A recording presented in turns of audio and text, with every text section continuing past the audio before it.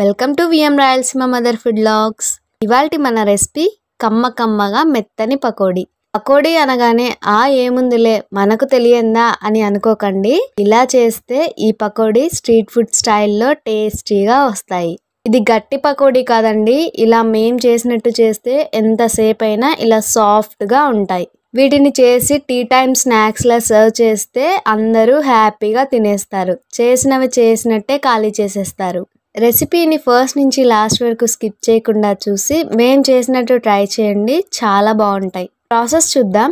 ఈ రెసిపీకి ముందుగా ఒక మిక్సింగ్ బౌల్లో 2 గంటల శనగపిండిని తీసుకొని కాస్త క్రంచీగా పకోడీలు రావడానికి 1 గంట బియ్యం పిండి వేసుకోవాలి. అలాగే కొంచెం క్రష్ చేసిన వాము వేసుకోవడం వల్ల పకోడీలు ఎన్ని తిన్నా కూడా హెవీగా అనిపించవు.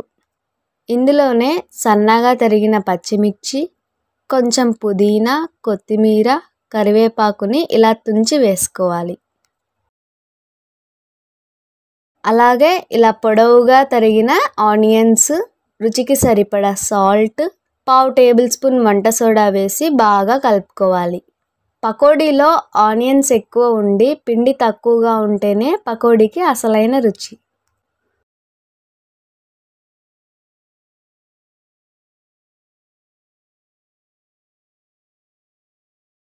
అందులోనే తగినన్ని వాటర్ యాడ్ చేసి కలుపుకోవాలి. ఇది గట్టి పకోడీ కాదండి, మెత్తని పకోడీ.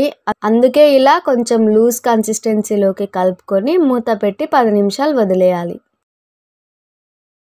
ఇప్పుడు ప్యాన్లో డీప్ ఫ్రైకి ఆయిల్ పెట్టి ఆయిల్ బాగా మరుగుతున్నప్పుడు కలిపి ఉంచిన పిండిని ఇలా ఆయిల్లో పట్టినన్ని పకోడీలు వేసుకొని డీప్ ఫ్రై చేసుకోవాలి.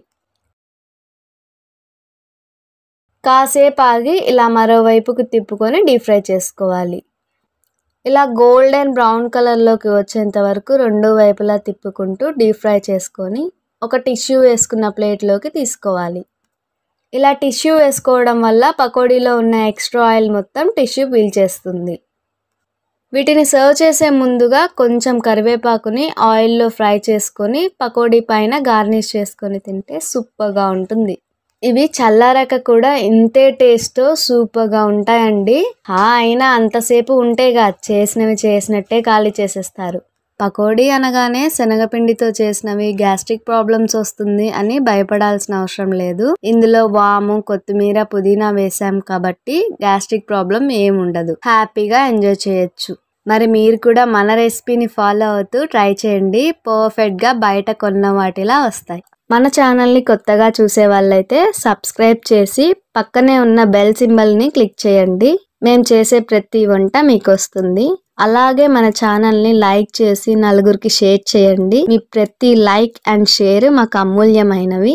అలాగే మీరు ట్రై చేసిన ఆ రెసిపీ పిక్ని మా ఇన్స్టాగ్రామ్ని ఫాలో అవుతూ నాకు ట్యాగ్ చేయడం మాత్రం మర్చిపోవద్దు.